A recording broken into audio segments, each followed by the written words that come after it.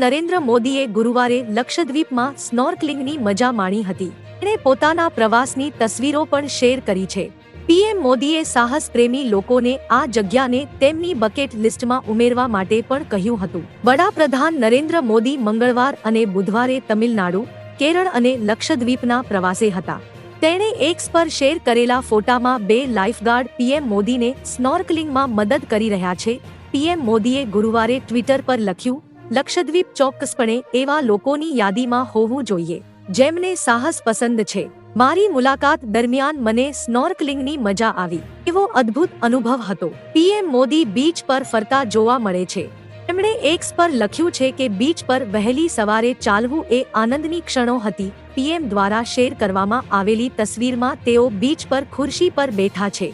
આ દરમિયાન તેમણે લક્ષદ્વીપની પ્રાકૃતિક સુંદરતા અને ત્યાંના એકાંતની પ્રશંસા કરી હતી.